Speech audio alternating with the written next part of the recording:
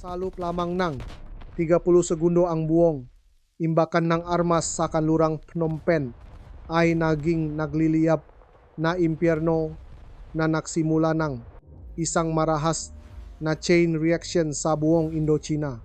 Isang perpektong kalkuladong pag-atake tumpak sa bawat coordinate na nagpakita ng hindi nakikitang kamay ng isang superpower na manipulahin ang digmaan. Agad na tumugon ang hukbong dagat ng Pilipinas gamit ang karapatan sa makatwirang pagtatanggol na lumihan ng isang matinding labanan sa kahabaan ng kanlurang baybay ng Cambodia. Tinawag ito Beijing na isang maliit na insidente, ngunit ang kanilang katahimikan ay isang pag-amin na ang balanseng kapangyarihan sa rehiyon ay tumagilit na. Hindi na deklara ng giyera ang Washington, ngunit ang lahat ng kanilang satellite reconnaissance systems ay sabay-sabay na-activate na nagsimula ng isang serye ng maestratehikong pagkilos na hindi pa nangyayari. Mula sa sandaling iyon, ang Cambodia ay hindi na isang neutral na teritoryo kundi isang buhay na chessboard kung saan sinusubok ngang superpower ang kanilang lakas gamit ang teknolohiya at data. Isang gabi na naging pagbabago ngang buong siglo kung saan ang digmaan ay hindi na tinutukoy ng mabala ng kanyon kundi ng katalinuhan at hindi nakikitang kontrol. Mula nang sumabog ang imbakan ng armas sa kanlurang Phnom Penh, ang buong sistema ng command ng Cambodia ay naparalisa sa loob lamang ng 10 minuto na lumika ng isang seryosong tactical fatigue. Ang General Staff ng Cambodia ay nag-utos ng agarang reorganisasyon ng puwersa, ngunit ang mga satellite communication channels ay naputol na naging sanhi upang ang mga utos ay hindi makarating sa mga frontline regiment. Ipinadala ng Cambodian Air Force ang mag-AF. Ibubla squadron na bigay ng Sina, ngunit pagka-takeoff pa lamang ang kanilang GPS navigation system ay najam na humantong sa malawakang pagkawala ng lokasyon. Naniniwala ang nga eksperto militar na ang strategic level electromagnetic jamming ay maari lamang isagawa gamit ang teknolohiya na direktang suportado ng US o mga kaalyado nito. Agad na sinamantalang ang pani ng Pilipinas ang pagkakataon, naglunsat ngang GPS-guided missile mula sa kanilang nga barko. Direktang tinatamaan ang Sihanoukville area kung saan matatakpuan ang sentro ngang logistika ngang Cambodia. Bawat salvo ay tumama sa target na may error margin na mas mababa sa 5 metro na nagpapatunay na ang data ngang coordinate ay ibinibigay sa real time mula sa isang satellite reconnaissance source sa labas ng rehiyon. Pakaraan ng 30 minuto, 2 logistics depot at 4 na radar station ng Cambodia ang nawasak. Ang S-300 Short-Range Air Defense Network ay nawalan ng kakayahang tumugon. Sa Maynila, inactivate ng Command ng Pilipinas ang operasyong kulok ng ARCO Operation Arc Thunder na pinakilos ang lahat ng puwersang pandagat at panghimpapawid sa lugar ng operasyon bilang paghahanda sa paglapit. Samantala sa Washington, isang lihim na pulong ang ginanap sa Pentagon. Ipinakita ngang data ngang satellite imagery na ang buong pasilidad militar ngang Cambodia ay nasusunog. Kinumpirma ni General Mark Delaney, ang arkitekto nga AI system na Simba Prism, na ang unang yugto ngang kampanya upang sirain ang komunikasyon ay matagumpay na nakumpleto. Ang Silver Prism ay isang self-learning AI network na may kakayahang pumasok at guluhin ang radar system ng kalaban na nagpapawalang bisa sa command bago pa man makatugon ang ground forces. Nang hindi nagdedeklara ng giyera, binuksan ng Washington ang isang teknolohikal na prente sa estratehikong antas na pumipigil sa Tsina na hayagang makialam. Sa Beijing, naglabas ang Zongnanhai ng pambansang babala na humihiling sa Cambodia na panatilihin ang komunikasyon at muling i-activate ang Tactical UAV Control Network. Ngunit ang lahat ng control signals ay nabaliktad na naging sanhi upang mawalan ng kontrol ang mga UAV ng Cambodia, bumalik sa kanilang pinakmulang base at magdulot ng panloop na kaguluhan. Napilitan ang Sina na magpadala ng isang military advisory delegation sa Phnom Penh upang magbigay ng direktang suporta dala ang bagong henerasyon ng anti-jamming equipment. Sa labas, inilarawan itong international media bilang ang unang data war sa Timog Silangang Asya kung saan ang teknolohiya ay nanaig sa firepower. Bago pa sumikat ang araw, ang mabarkong pandikma ng Pilipinas ay patuloy na nagpaulan ng kanyon sa buong baybayin ng kanlurang Cambodia na nagtulak sa mapuwersa ng kaaway na umatras papalalim sa kabisera. Ang panig ng Cambodia ay nakutos ng Level 1 Defense ngunit ang Air Defense Radar System sa Kokong ay nawalan ng signal na hindi matukoy ang pangunahing direksyon ng pag-atake. Sa Independence Palace sa Phnom Penh nagpatawag si Prime Minister Hun Sen ng emergency meeting kasama ang Ministry of Defense na humihiling sa Tsina ng bagong radar package at unmanned reconnaissance aircraft. Pumayag ang Beijing ngunit may kondisyon dapat payagan ng Cambodia ang Tsina na mag-deploy ng mga tagapayo upang direktang pamahalaan ang taktika sa Combat Zone. Ang kompromisong ito ay nakdulot ng unti-unting pagkawala na autonomiya ng Cambodia na ginawang kasangkapan ang kanilang puwersang pandepensa para sa isang mas malaking plano ang palawakin ang koridor sa South China Sea. Eksaktong 3:00 umaga ang mga unit ng depensa ng Cambodia sa linya ng Preah-Sihanouk ay sunod-sunod na inatake ng long-range rockets at mga suicide UAV ng Pilipinas. Napilitang umatras ang ground forces ang Cambodia na nag-iwan na bukas ang pangunahing ruta ang supply, isang nakamamatay na pagkakamali sa taktika sa modernong digmaan. Inutos ng mga sinong tagapayo ang agarang counter-attack ngunit bumaksak ang moral ng mga sundalo, maraming unit ang tumanggap ng utos na nakdulot ng lokal na pagkakawatak-watak. Sa internasyonal na telebisyon ang maimahe NGF-17 fighter jets na nasusunok sa runway ay naging simbolo ng kabiguan ng estratehiya ng pag-asa sa dayuhang armas. Sinubukan ngang komen ng Cambodia na makipag-ugnayan sa Eastern Military Region ngunit ang military communication network ay na-hijack. Lahat ng data ay bumabalik sa pinakmulan. Nagulat si General Delaney sa Pangulo ng US na kontrolado ng Silver Prism ang buong radar network ng Timog Indochina. Sa loob ng 6 na oras ipinakita nga electronic map ang daan-daang nawawalang signal. Opisyal na nabulak ang Cambodia sa digmaan, hindi matukoy ang kaaway, hindi makapag-utos. Pinalakas ang panik ang Pilipinas ang pressure gamit ang taktika ang pakputo ang nga ruta ang supply sa dagat tinatamaan ang mga logistics point at corridors na nagpaubos sa kakayahan ang Cambodia na dumepensa. Sinabi ngang mga eksperto militar na ito ang pinakapinong pinaksamang teknolohiya at firepower operation mula nung Gulf War. Ipinakita ngang geopolitical analysis na hindi kailangang direktang lumaho ngang US ngunit kontrolado nila ang buong ritmo ngang salungatan sa pamamagitan ng teknolohiya at mga kalyado sa rehiyon. Samantala nahaharap ang Tsina sa isang dilema, ang hayagang makialam ay nangangahulugang komprontasyon sa US, ang umatras ay nangangahulugang pagkawala ng impluensya sa Indochina. Ang balanse nga pangyarihan ay lubos na pumanik sa Washington habang pinatunayan ng unmanned warfare systems at AI ang kanilang ganap na kalamangan sa modernong digmaan.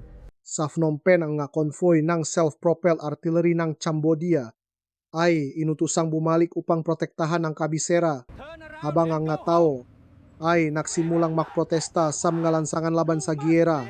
Tinitigan ni Prime Minister Hun Sen ang nagliliyap na pulang electronic map na unawaan na ang lahat ng estratehikong daan para umatras ay sarado na. Alam niya na ang digmaang ito ay wala na sa kamay ng Cambodia kundi kontrolado ng superpower bawat minuto.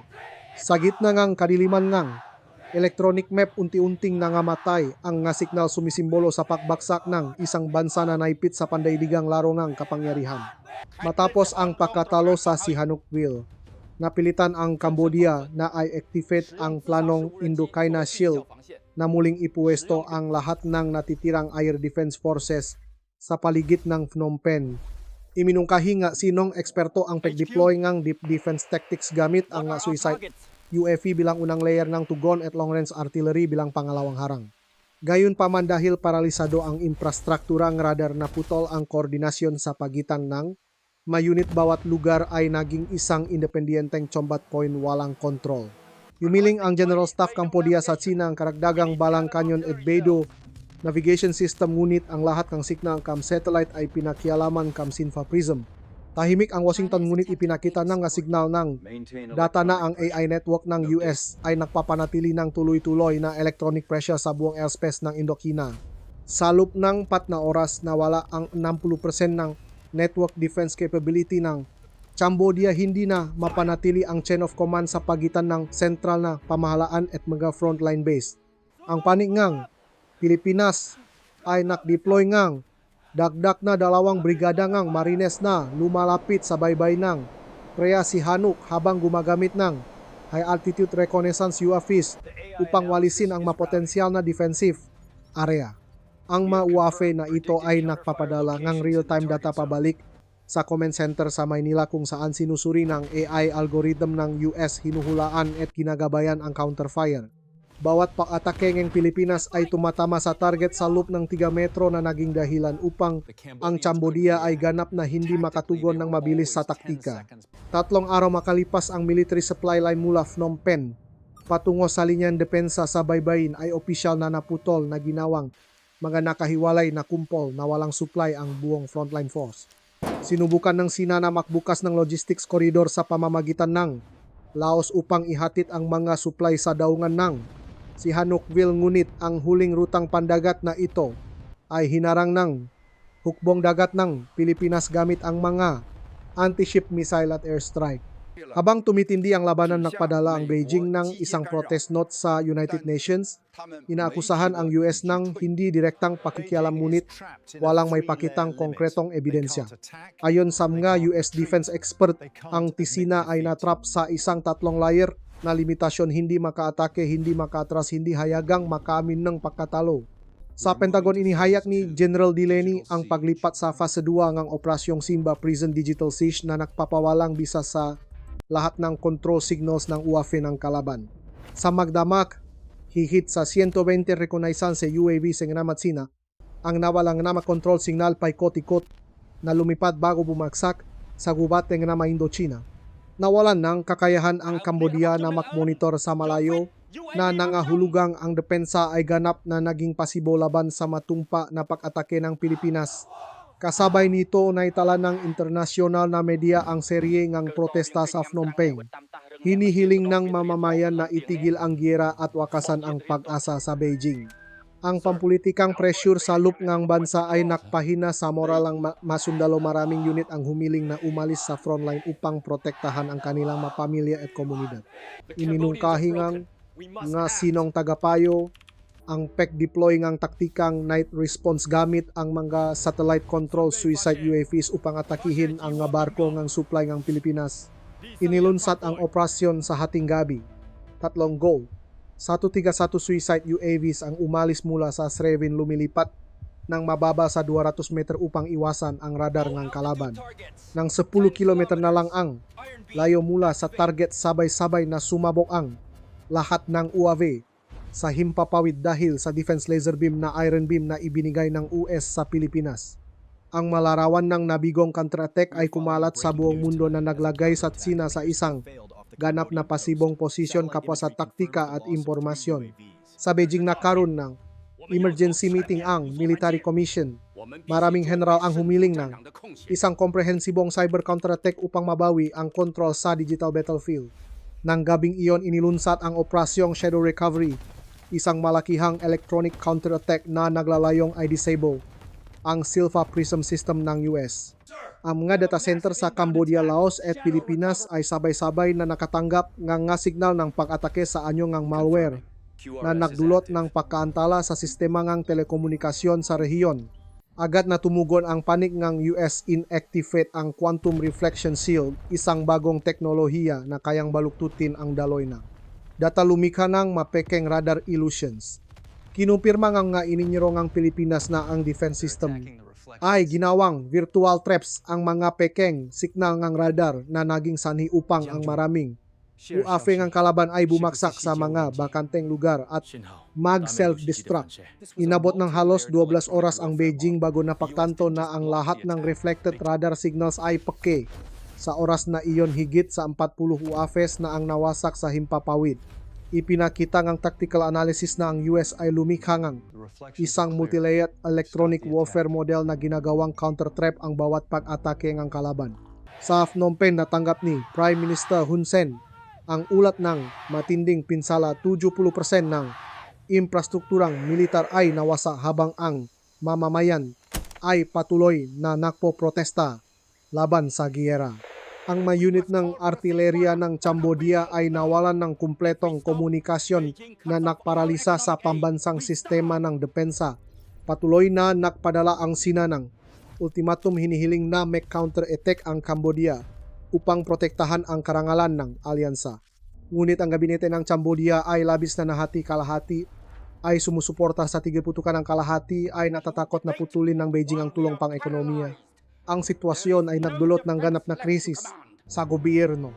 Samantala pinanatili ngang US ang estratehiyang walang balang ngunit mapapasya gamit ang AI at mga satelit upang sakalin ang lahat ng operasyong militar ng kalaban ng hindi nagpapaputo.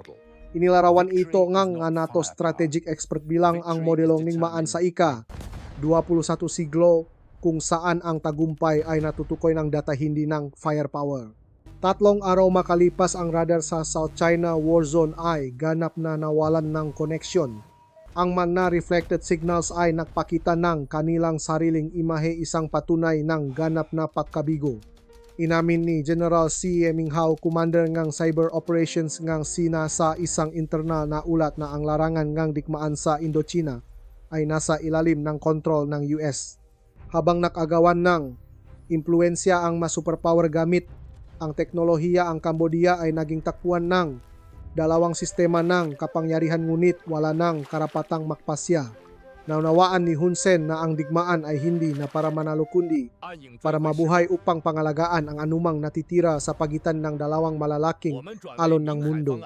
Matapos mabigo ang operasyong Shadow Recovery, lumipat ang Beijing sa estratehiyang Minghay na nakatuon sa muling pagtatatag ng isang lihim na logistics corridor mula Guangxi dumaan sa Laos patungong Cambodia. Sinimulan ng military engineer units ng Sina ang pagtatayo ng isang underground communication network umaasang mapanatili ang isang logistics control line na hindi matutukoy ng satellite ng US. Gayunpaman natukoy ng SIFA Prism monitoring system ang buong ruta ng paggalaw salamat sa mga thermodynamic heat signals na tumatagas mula sa ilalim ng lupa. Agad na inaprubahan ng Pentagon ang Phase 3 underground tracing gamit ang low-orbit satellites at thermal sensing AI upang i-lock ang lahat ng lihim na aktibidad sa pagtatayo. Ang data nga radar na nakskan sa infrastruktura ng Cambodia ay nakpakita ngang doso-doso nang nga hindi pangkaraniwang hotspots maraming lokasyon ang tumutugma sa underground network na sinisimulan ng Sina. Inutusan ni General Delaney ang makaalyadong puwersa na ay activate ang dynamic grid tactic nag-deploy ng heavy reconnaissance UAVs na lumilipat ng mababa upang i-scan ng detalyado ang buong Sihanoukville area. Sa loob lamang ng 12 oras, ang buong mapa ng underground logistics corridor ay nalantat na nagbigay daan sa Pilipinas na magsagawa ng natumpak na naval strike na sumira sa pangunahing logistics point. Sinubukan ng Sina na itago ito sa pamamagitan ng pagpapakalat ng majamming signals ngunit natutunan na AI ng US ang pattern ng nga pekeng alon at automatikong inalis ang nga virtual signals. Nang masira ang logistics line ang maimbakan ng gasolina at dispatch stations ng Cambodia ay naubusan nawalan ng kakayang ipagpatuloy ang counter-offensive. Inanunsyo ng Ministry of Defense ng Cambodia ang state of emergency. Inilipat ang focus mula sa counter-offensive patungo sa strategic defense upang maiwasan ang isang chain collapse. Sa Beijing, hiniling ng Military Commission ang paglunsad ng isang media campaign na Indochina self-reliance na iginigit na ang Sina ay hindi direktang nakikialam. Ngunit pinatunayan ng mga commercial satellite images mula sa kanluran ang kabaliktaran inilantad ang isang convoy ng supply mula sa Yunnan na patungo sa hangganan ng Laos. Sumiklap ang internasyonal na opinyon, inaakusahan ang Beijing ng paglabag sa prinsipyo ng neutralidad sa rehiyon na nakdulot ng hindi pa nangyayaring diplomatikong pressure sa Sina. Sinamantala ng Washington ang pagkakataon, pinabilis ang kampanya ng outer ring constriction gamit ang mga long-range UAVs upang i-scan ang buong linya ng hangganan ng Sina, Laos, Cambodia. Ipinakita nga nakuhang imahe ang isang malaking istruktura ng base sa ilalim ng lupa, ebidensya na nakbigay daan sa US na magsumita ng ulat sa United Nations tungkol sa illegal na operasyong militar. Dahil sa internasyonal na pressure, napilitan ang Beijing na pansamantalang itigil ang konstruksyon ngunit lihim na lumipat sa isang yuktong teknolohikal na counter-tech gamit ang isang independenteng AI network na may codename na Longwood Dragon's Dance. Ang sistemang ito ay idinisenyo upang atakihin pabalik ang mga satellite ng US gamit ang isang MIMO jamming mechanism na sinisira ang data coordination chain ng Simba Prism. Gayunpaman sa sandaling nagsimula ang Longhu, ang quantum response system ng US ay lumikha ng isang data feedback loop na naging sanhi upang ang buong network ng Sina ay maklok mismo. Tinawag ito nga internasyonal na analyst na isang strategic reflection blow. Tinalo ng US ang kalaban sa pamamagitan ng paggawa sa mismong signal ng pag-atake bilang isang patibong. Sa Phnom Penh, unti-unting umalis ang masinong tagapayo mula sa base. Iniwan ang Cambodian Command sa isang estado ng pagkaparalisa, hindi makatanggap ng mabagong utos. Nagutos ang General Staff ng Cambodia na muling ipuwesto ang mapuwersang pandepensa sa paligid ng kabisera, ngunit mababa ang moral ng masundalo. Maraming unit ang wala ng kakayahang lumaban. Sinamantala ng Pilipinas ang pagkakataon, inilunsad ang Operasyong Puting Tiger, Operation White Tiger, isang malawakang opensiba gamit ang long-range UAV at cruise missiles na direktang tumama sa linya ng depensa ng Phnom Penh. Sa lupang 24 na oras, 3 artillery regiment ang Cambodia ang nabuwag. Ang natitirang puwersa ay umatras papalalim sa kabisera upang ipagtanggol ang inner circle. Sinabi ngang military observer na hindi na ito isang conventional war kundi isang malakihang pagsubok sa pagitan ngang data strategy at ng kaluban ngang tao. Patuloy na sinusubaybayan ng Pentagon sa pamamagitan ng isang chain of strategic satellites. Bawat galaw ng Cambodia ay nasimulat at nahulaan 10 minuto bago mangyari. Ang kakayahang i-coordinate ang battlefield gamit ang artificial intelligence ay nagbigay sa Washington ng ganap na kalamangan. Halos kontrolado ang buong ritmo ng digmaan. Hindi makaganti ang Beijing gamit ang heavy weapons dahil sa takot na lumaki ito at maging isang regional na salungatan. Umaasa na lamang sa mga hakbang na panggugulo sa media. Ang kampanyang propaganda na Peace Being Rocket ay inilunsad sa social media na naglalayong sisihin ang kanluran sa pag-udyok ng kaguluhan sa Indochina. Gayunpaman sa Phnom Penh, lumawak ang kilusang sibil. Libu-libong tao ang pumunta sa malansangan na may mga banner na ang Cambodia ay hindi isang buffer zone. Ang presyon mula sa mga tao ay naging dahilan upang hindi may pagpatuloy ng gobyerno ng Cambodia ang counteroffensive kahit na nakatanggap ng utos mula sa China. Sa isang emergency cabinet meeting, inihayag ni Hun Sen na ititigil ng Cambodia ang lahat ng offensive operations upang mapreserba ang bansa at maiwasan ang isang humanitarian disaster.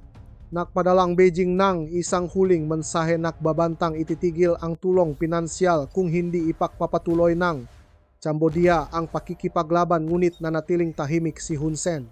Kasabay nito, ang US fleet na US Ronald Reagan ay lumipat sa internasyonal na katubigan sa labas ng baybayin ng Cambodia na nagpapahiwatig ng kahandaang makialam upang protektahan ang kalayaan sa nabigasyon.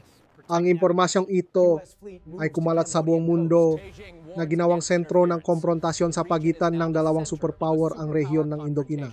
Ayon sa mga analis, isang maliit na pagkakamali lamang sa taktika, ang buong rehiyon ay maring mahulog sa isang bagong Cold War. Inihaya ni General Delaney na kumpleto na ang yugto ng information lockdown.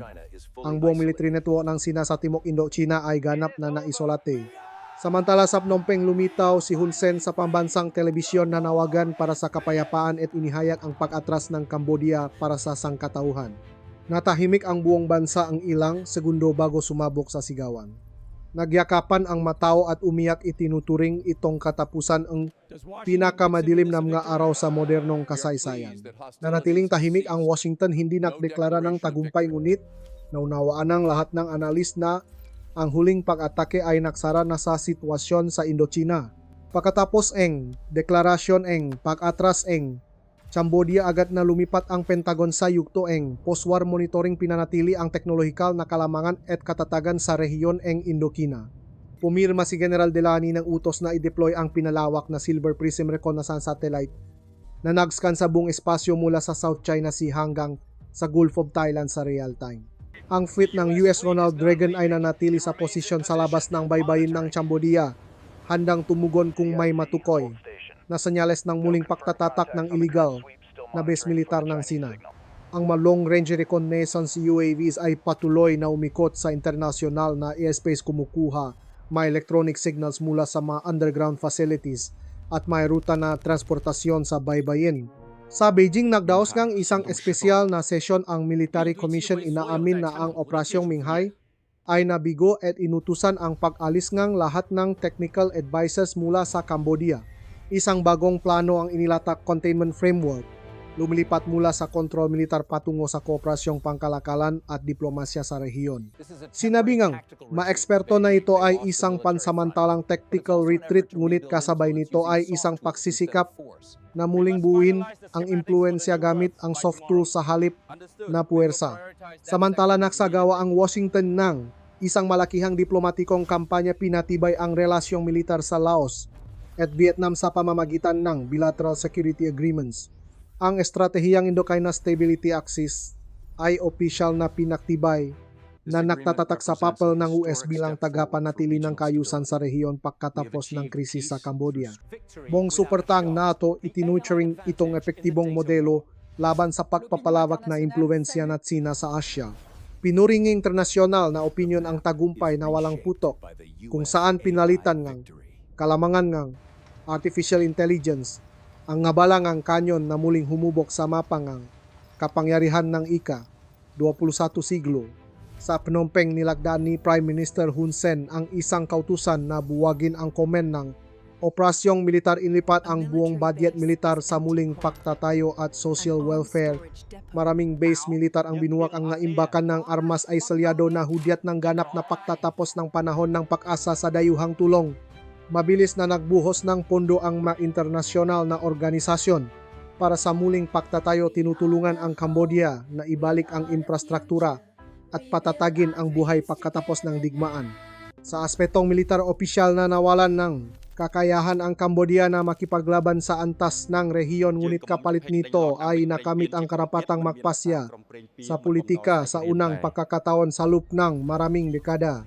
Ayon sa pagsusuri mula sa ASEAN Security Research Institute, ang Cambodia ay naging isang estratehikong aral tungkol sa linya sa pagitan ng alyado at geopolitical tool.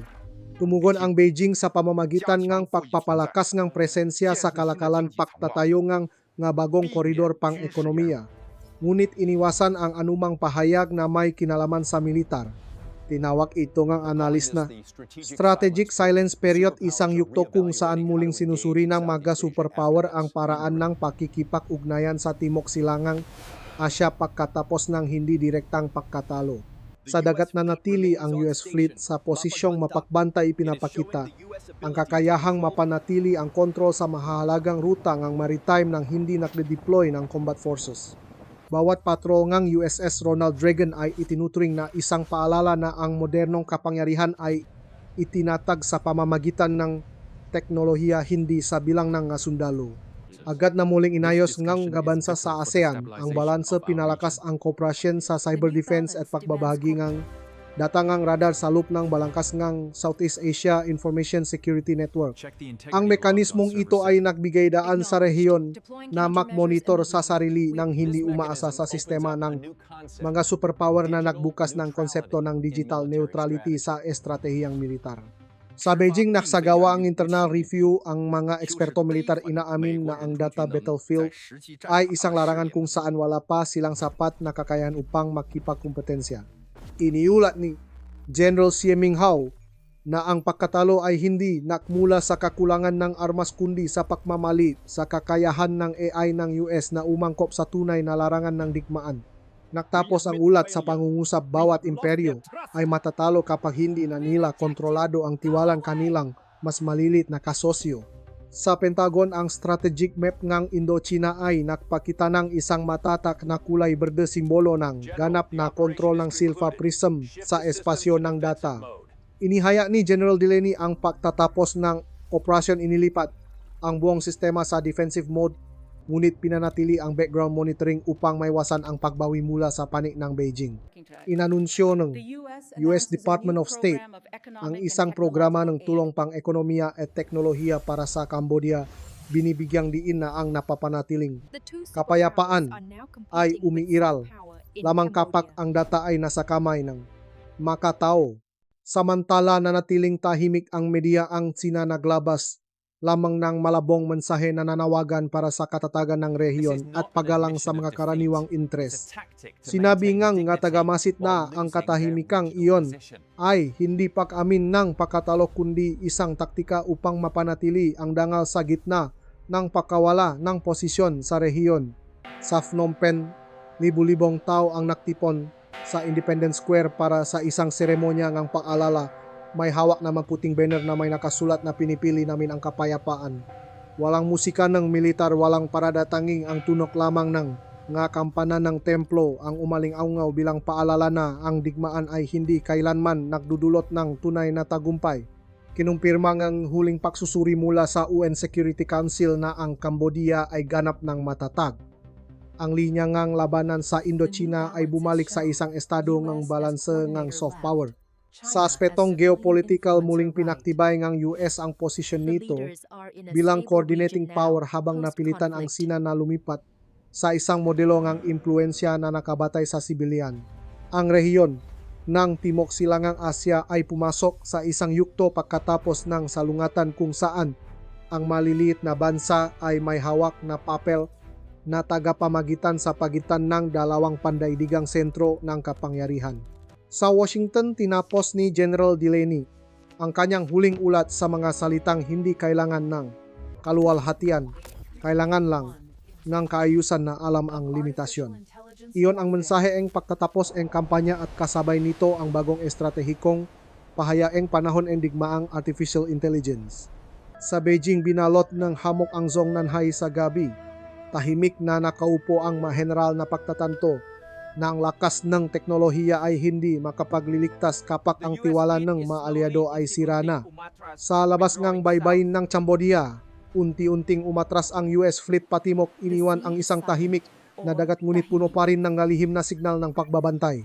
Nagsimula ang isang bagong panahon kung saan ang tagumpay ay hindi na binibilang sa dami ngang sundalo o kanyon kundi sa bilis ng pagkontrol sa impormasyon at estratehikong pagkukusa.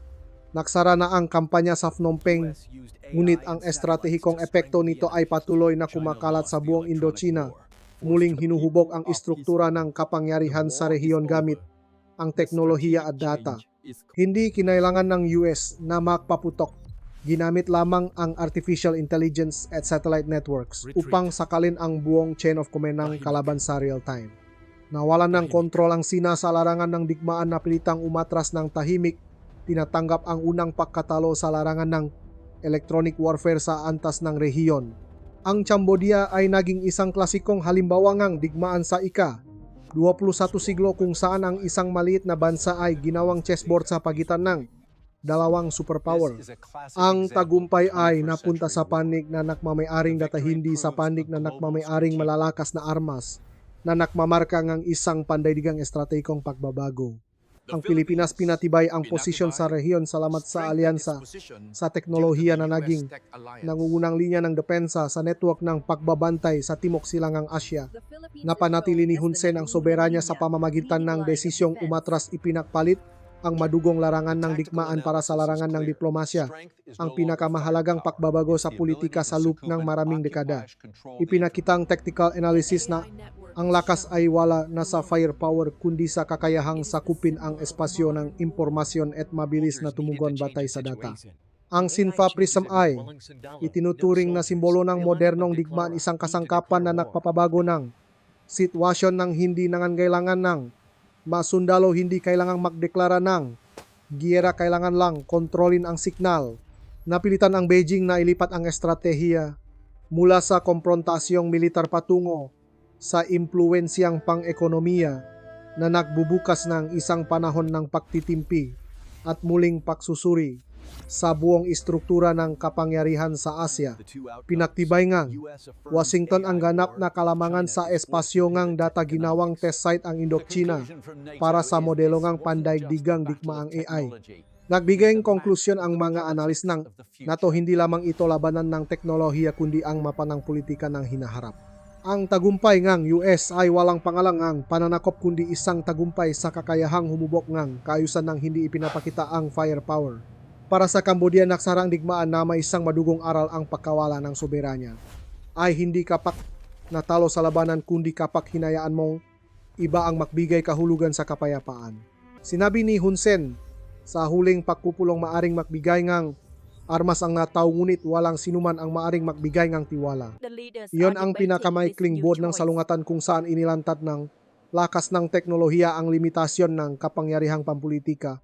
Ang balanse sa rehiyon ng Timog Silangang Asya ay lumipat sa isang bagong kabanata kung saan bawat bansa ay napipilitang pumili kung papanik sa data o kokontrolin ng data.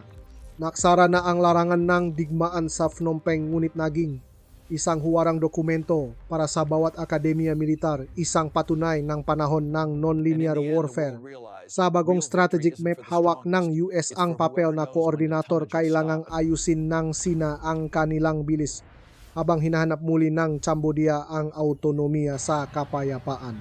At sa huli na tantoeng mundo, ang tunay na tagumpay ay hindi para sa pinakamalakas kundi para sa sinumang marunong tumigil sa tamang oras upang mapanatili ang kaayusan. Ito ang pagsusuri mula sa larangan ng digmaang militar kung saan ang bawat laban ay tinitingnan mula sa isang estratehikong anggulo, walang emosyon, walang pagpapaganda, tanging ang katotohanan lamang ng kapangyarihan.